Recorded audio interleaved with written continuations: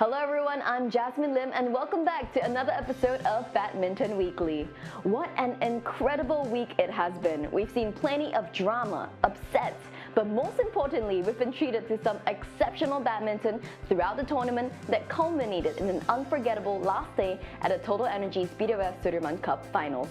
And what better way to dissect it than to go courtside in Suzhou with our on-site team as they discuss the final showdown fresh off the championship point.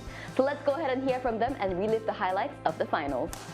Thanks, Jasmine. Yes, it has been an absolutely incredible week of badminton here at the Suzhou Olympic Sports Center. And you know what? It continued all the way to final Sunday as well, where China, of course, have lifted their historic 13th Sudirman Cup Finals right here behind us. Joining me here, and it's a great honor to have her, is India team national doubles player Ashwini Bonappa. Thank you for joining us today, Ashwini. Thank you for having me. What did you think of the final? It's been fantastic. I think China's had a great Sudirman Cup. They had a scare us at the semi-finals and they had a great finals because I feel like the momentum was really high and they rose to the occasion. It was the quarterfinals, the semi-finals, and then the finals where they had to push themselves through all the way. But let's look at the final itself today. It was clinical from China. Started off with the mixed doubles, Zheng Xiwei, Huang Yashong. How did that go for you? I felt like the first match going into the mixed doubles, there was a lot of pressure on Zheng and Huang, especially because they were expected to win and it is the first game and the first match of the tie. The Koreans definitely gave a very, very good fight. They were leading and playing really well for most part of the match, but then lost the second game. And then I feel like that's where things turned around. The fact that Zheng and Huang held their nerves and they got that set in game really changed everything for China. Okay, so we're here with Zheng Xiwei and Huang Yashong. Zheng, how was that first match for you? Oh, it's really intense and excited and crazy, amazing. Because we behind a lot and we turned that around, so it is a difficult and important match to us. Yeah. Did you ever feel under pressure too much that you thought, hold on, this is going well? Some that, yeah, the pressure is huge. Actually, it's huge. But we believe each other and we can throughout this. Yeah. And what about the crowd, the fans behind you every time? This is amazing. We like this vibe. People really support us. So we cannot do this without them. Yeah. And the spirit with the team, the whole team, really happy.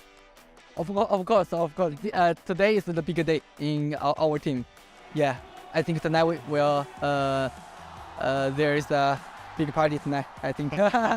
Yeah. Well, congratulations once again, and thanks for talking to us today. Well, that first match in these mixed team championships is always so important. And you're right, it could have been so different if it was the first point for Korea. After that, it went to the men's singles, and Korea generally quite weaker in the men's singles up against Chi, who was in red-hot form all week. Did you ever see that going any other way? I felt like in the second game, especially as men's singles, she was definitely the favorite to win that match.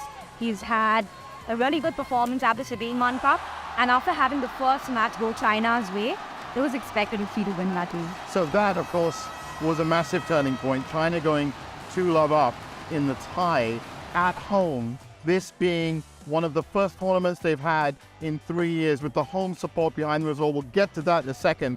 After that, women's singles, the hottest name in women's singles right now, An Se-young against Chen Yufei, the Olympic champion. Do you think that if it was 1-1 off the start, first for Korea and then for Chi, it could have been different in the women's singles? For sure. Have the tie start off 1-all. I'm guessing we would have seen a very different women's singles because that would have given An Se-young a lot of confidence. But since they were already down and there was a lot of pressure on An Se-young to do really well, that played a huge role on the way the match turned out. And of course, Chen Yufei played fantastic. She got all her shots and she was very offensive. And it was very different from An Se-young because normally she's been playing very offensive, but we saw her playing pretty defensively this game. It probably has to do with the way the tie has been going. And of course, Chen Yufei rose to the occasion and made sure that she finished the match in 2 games. And that's the thing with An Se-young. 6 finals this year. but still only 21 years old. Do you think it was a question of too much pressure being put on her just for the tie in this women's singles? In this finals in particular, definitely there was a lot of pressure on her because everything rested on her match to see if the tie got extended or not. So yeah, there was a lot of pressure on her, and I guess you could see how that affected her game. And had it been 1-1, you would have seen a different match. And of course, the main thing we have to talk about here is this wonderful venue and the home support. You were just talking about how it pushed China through the quarterfinals, then the semifinals and the finals. How big an effect was that for China to have this many people supporting them? I think it really helped them, especially with the kind of ties they've been having since the quarterfinals. Having their home crowd supporting them most definitely helped them, especially during that crucial semi-finals match where they almost lost to Japan in that it would have been 3-1. Marathon match that was as well. It went on for absolutely hours. Okay, and last thing, looking at this China squad, I mean, we've seen them, it's a devastating effect here. The depth of the squad. How far can this squad go? They've got all the events covered, more or less. They have a very, very strong squad. They have players across the 5 disciplines. And I would say they only have a long way to go. They've always had strong teams, and this team in particular has also been extremely strong. Well, of course, the one thing that they didn't have, China this week, was the use of the spin serve. The spin serve is one of the most hot topics right now, and it's currently under review. But what's it all about? Well, Trevor Harris and Steen Pedersen have more for you. 不用那么早静止。I'm 50-50. Study depend, yeah, study depend. If Hendra and Asan will learn this, they can play till 50 years. I have this image of Hendra and Asan when they're 80 with a Zimmer frame doing the spin serve. He was being a little sarcastic, but we know what he means, and it's a subject that is dominating the world of badminton at the moment, the spin serve. Steen Pedersen's here. You'll know the voice, of course, for many, many years. Steen, just explain why this is so controversial and why it's all kind of blown up in the last couple of weeks. In 1982, the CEDEC serve was banned, and this is in many ways the same as the CEDEC serve that was banned.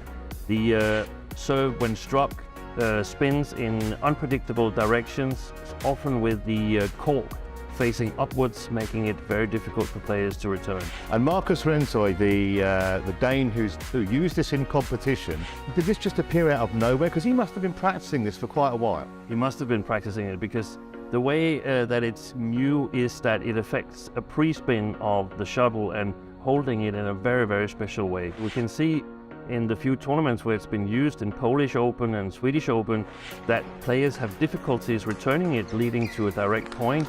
So it would definitely need the players to practice returning this kind of spinning serve. Well, difficult to return, but also obviously very difficult to do. So we asked the German men's doubles champion, European doubles champion in fact, Marvin Seidel, just to try a few of these spin serves out for us. And he looks to have mastered it pretty well. And he said he's been practicing for about a week, 2 weeks, Steen. That's pretty impressive. Yeah, 2 weeks of intensive practice, and he's become comfortable doing it. The one thing is mastering 1 or 2 with a number of errors in between, but mastering it so you're comfortable using it in gameplay, that's what it's all about. Well, difficult maybe to return, but how difficult is it to actually learn the art of delivering the spin serve? We asked Marvin Seidel, European men's doubles champion, to have a go, and then we're going to hear from the man at the centre of this whole controversy, Markus Rensøy. I was able to do it maybe after 1.5, 2 weeks of consistent practice in matches, but then I had, of course, a few mistakes still. I have to say I'm a little disappointed that they didn't let us try it out in one big tournament.